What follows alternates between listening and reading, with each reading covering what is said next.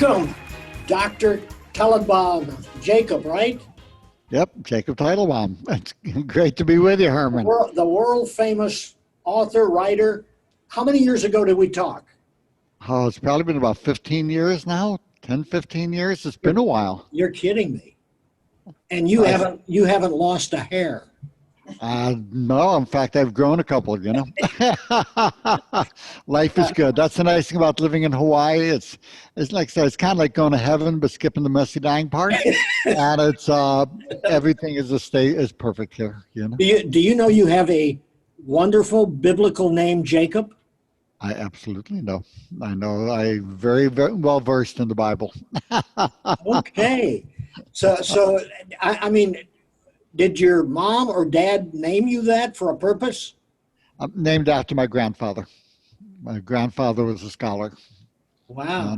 And a biblical scholar as well in Talmudic. So, tell me your educational background, just for the people that weren't on the planet when we were talking last time. Well, basically, I got the basic education we all get. I went to seminary all the way through high school, got my Bachelor of Arts at Washington University, went to medical school. But that wasn't my main education. You know, I've always been, you know, God's been my best friend my whole life. And that's always guided me through everything. When I was in medical school, I came down with a nasty viral infection, and it triggered post-viral chronic fatigue syndrome of fibromyalgia, and that left me homeless, sleeping in parks. I actually found my way to Oral Roberts University at that time because I was homeless in Tulsa. And that's where my education really occurred. And I will tell you, it was an amazing blessing, and it's taught me how to heal myself, and it's taught me how to heal others.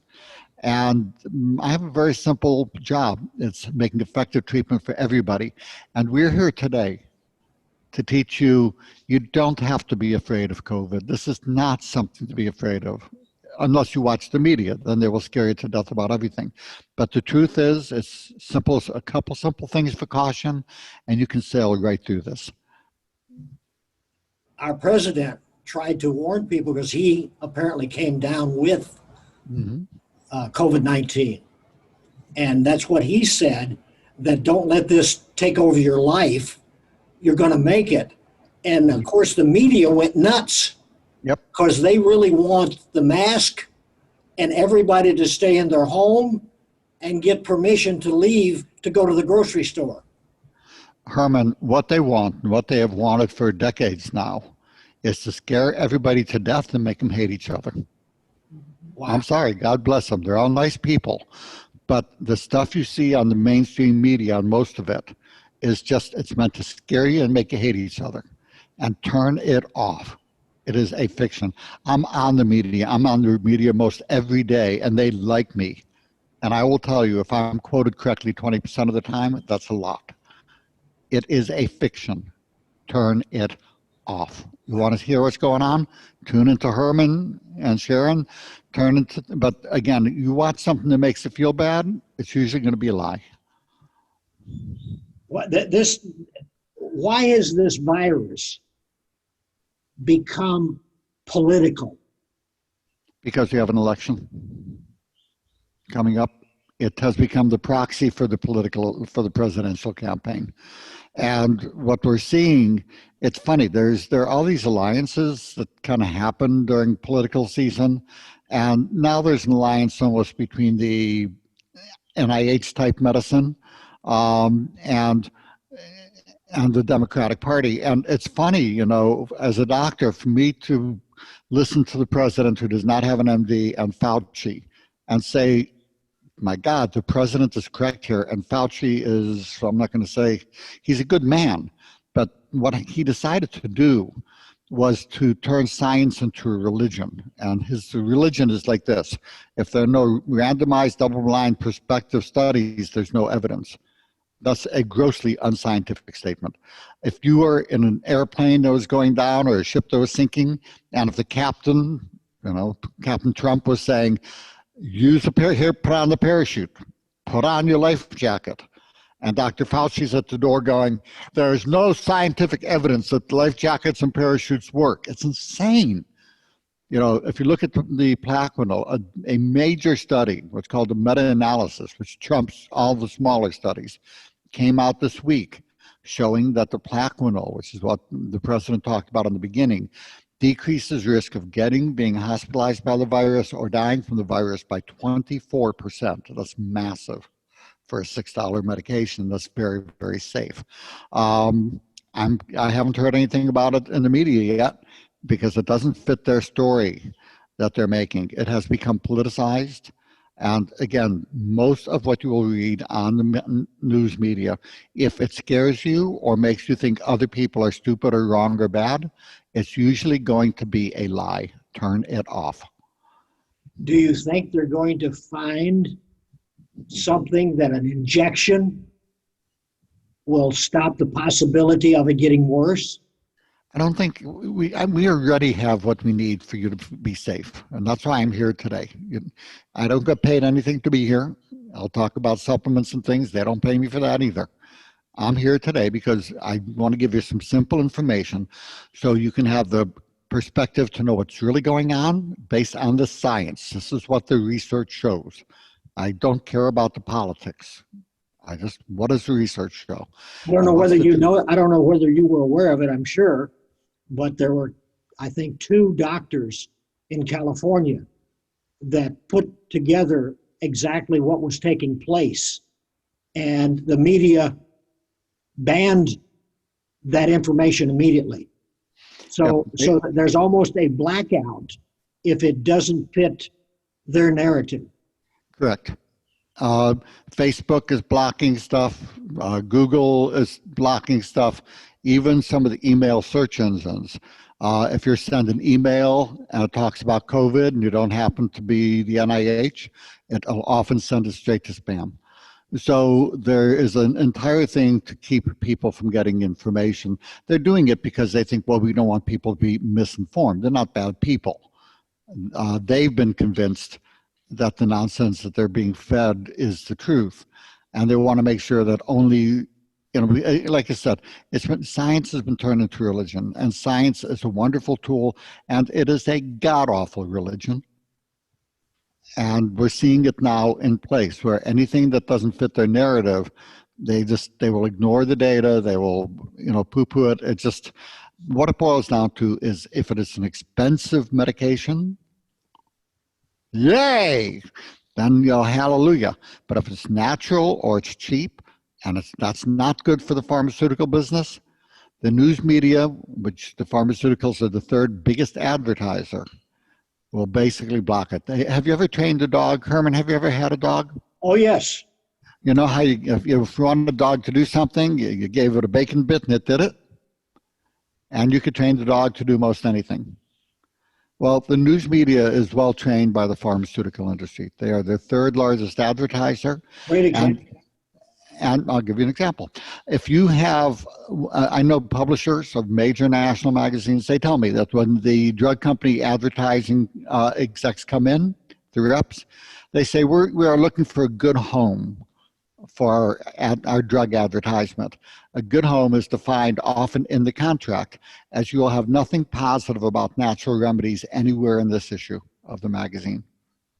They're required under the contract to get the advertisement.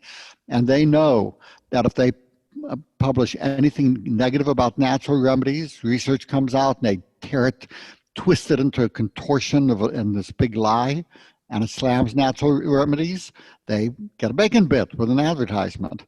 And if they say anything negative about the drugs, if you have something that shows that the arthritis medications kill 50,000 a year, Americans, you won't hear a word about it. Studies of 1 million people, you won't hear a word about it. But if you have studies showing that natural remedies are more effective than the medications, because there's a bunch of those, won't hear a word about it.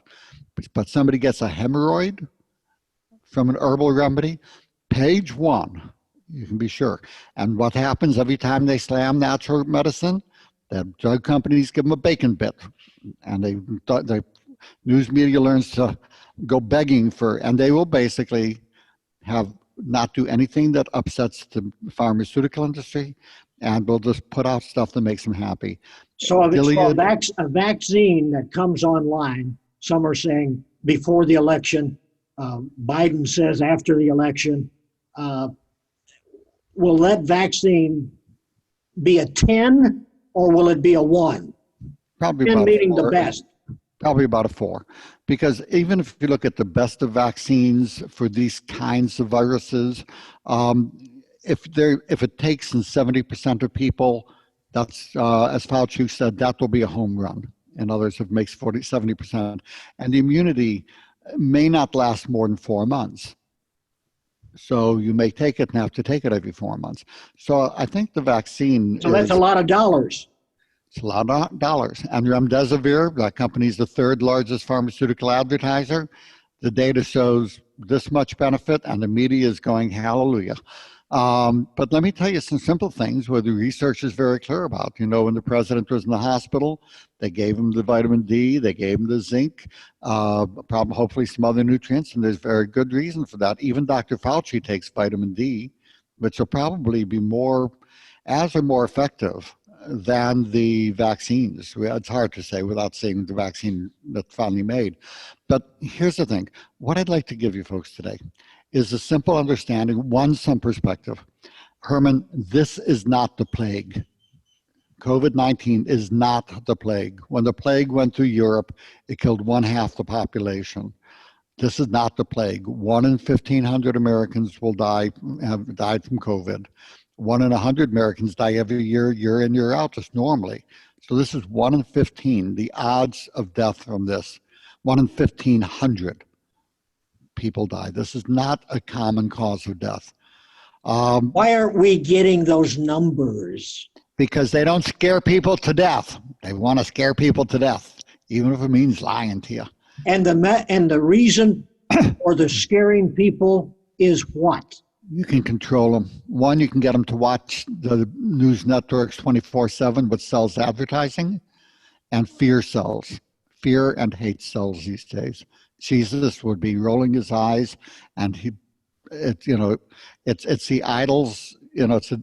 It's like when Abraham took the idols. The idols here are money, and it is fear and hatred that is selling.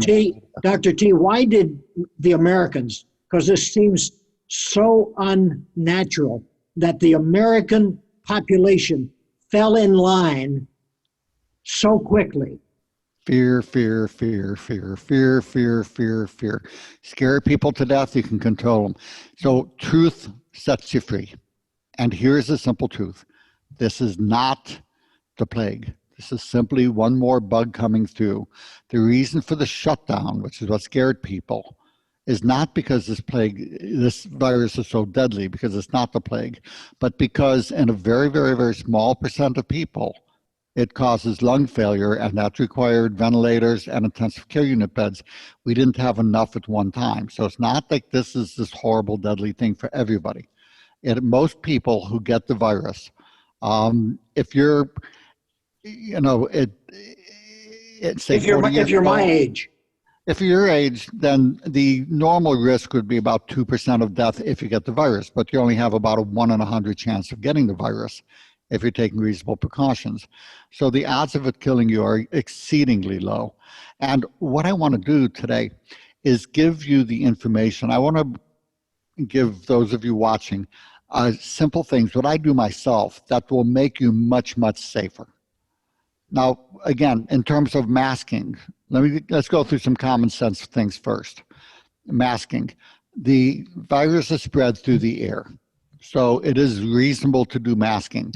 If you are in a public area like a Safeway or a Costco or a restaurant, if you're enclosed indoors, it's a social courtesy to wear it.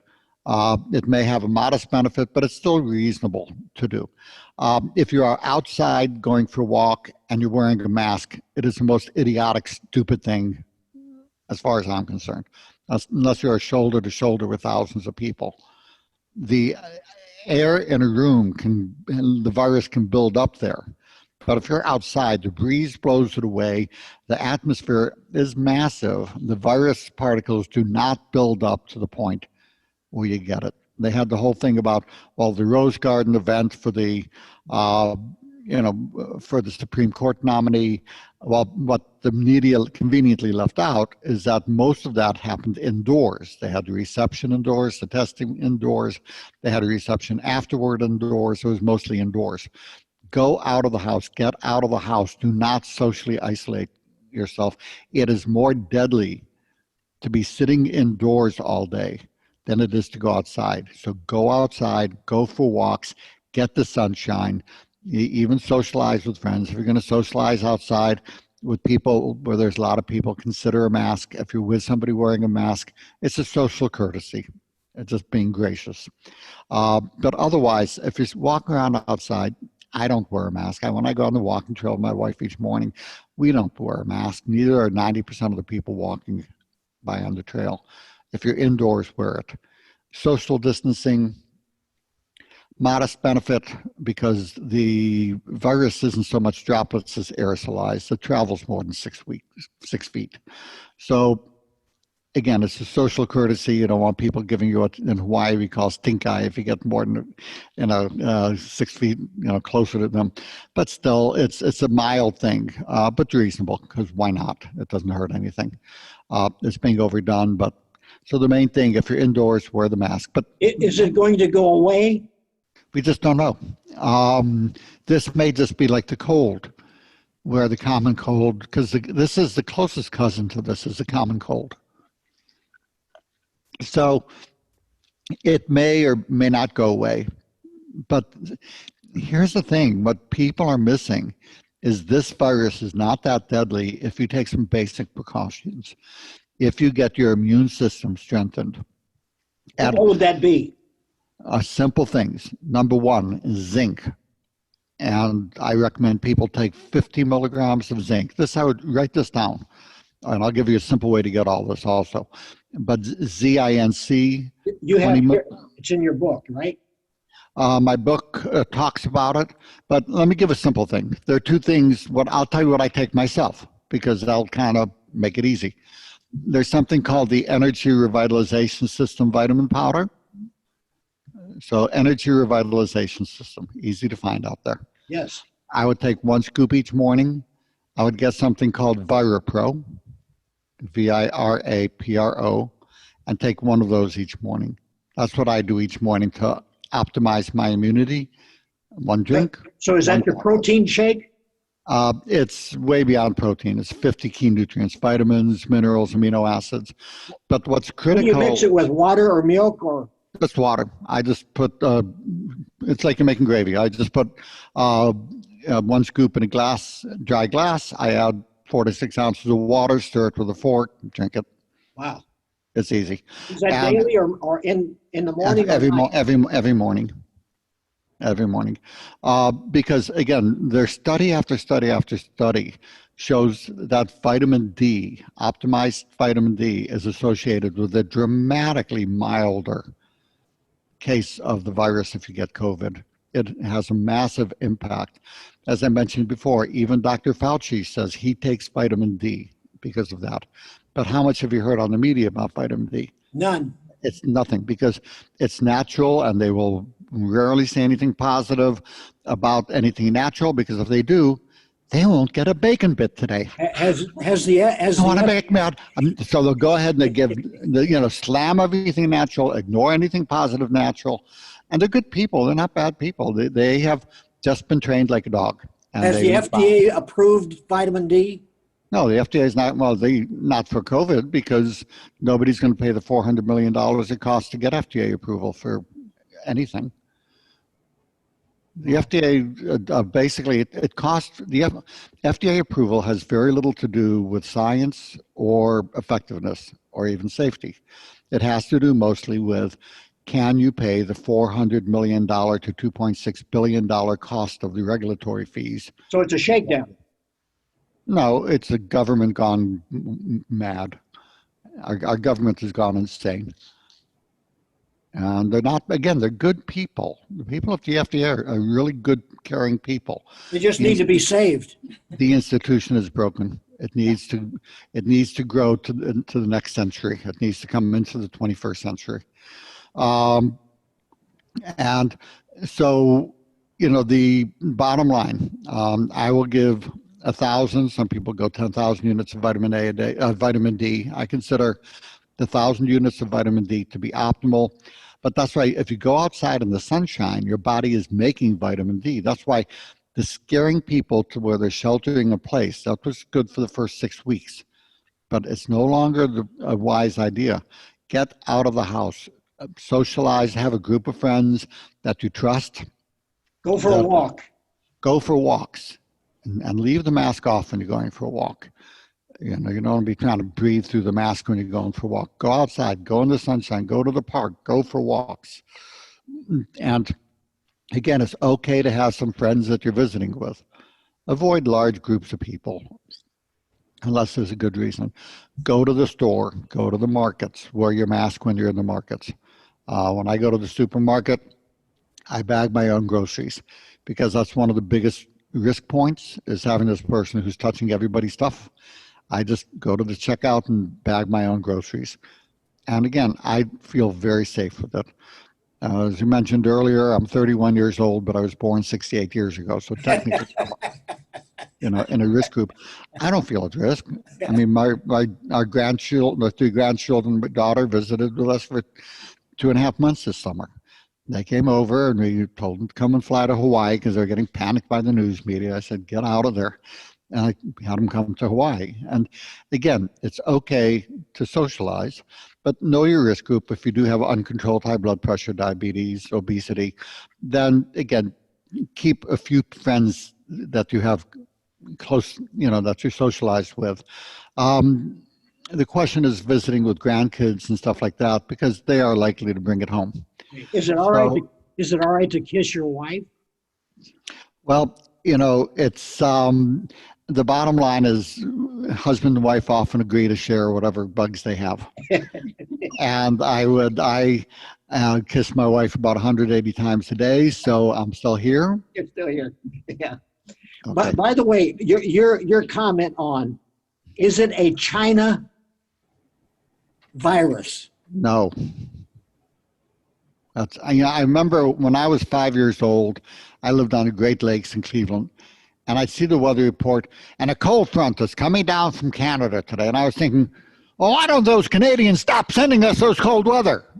I was 5 years old at the time. I've kind of realized it's not, look, these viruses happen, and they're going to start somewhere. And to be pointing fingers and blame, that's just crazy. Sorry. It's just, again, I'm not political. To me, I think President Trump is a good man. I think they're all good people.